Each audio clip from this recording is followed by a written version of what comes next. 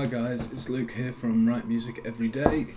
Okay, so I know I'm stretching the limit of what constitutes a jazz standard with this week's pick. However, with the ongoing lockdown situation, I thought this was quite an appropriate song with its themes of staying inside while the world carries on.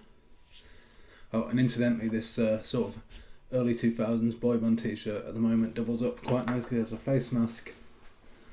So you never know, this sort of thing might end up coming back in style. Anyway, this week's song is After Hours, a 1969 song written by the late great Lou Reed for the Velvet Underground.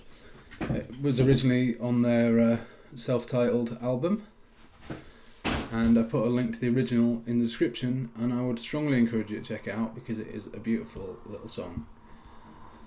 Okay, so moving on. For the performance of this, I've only included 2 runs of the A part of the song with some slight variations and chord substitutions in the second run through. I've not included the B part, so if you post your own version in the comments, you can have your own arrangement for the second part, which would be cool if there are loads of different versions which start out the same and then all diverge.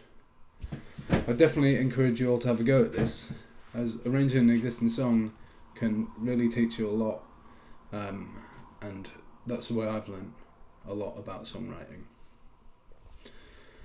So just to talk you through the chords in the A part, the first time through I play it relatively straight. So the chords for the first 2 measures are 1, 6, but as a dominant 7.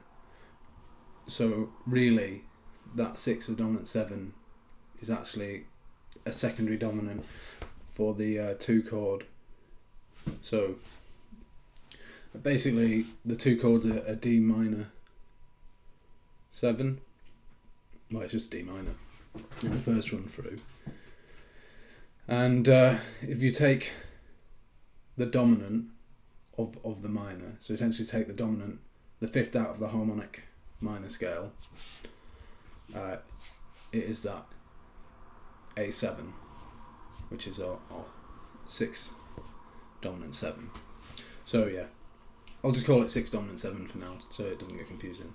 So first 2 measures are 1, 6 as a dominant 7, 2, 5. So 2 lots of that. Measure 3 is 1, 1 as a dominant 7, 4, and then 4 minor, which is a really cool sort of cadence, which you'd probably be familiar from songs like Just by Radiohead, which use the same cadence.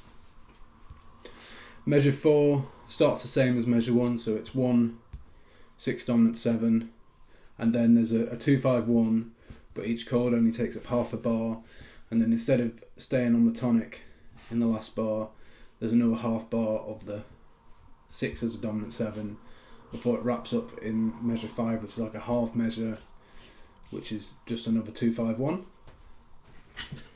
So yeah, that's how I play it straight. And then on the second run through, basically the changes is I pretty much make every chord a 7th, and I also make some substitutions.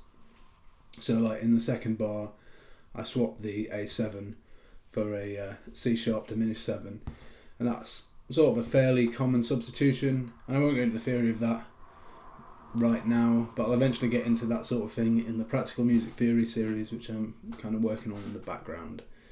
I also use some drop 2 voicings in some places and a few other substitutions. There's a full lead sheet in the description, so if you're interested in checking that out, it shows you exactly what I'm doing. Okay, so without further ado, I'll switch over to the performance so you can check that out. Alright, cheers!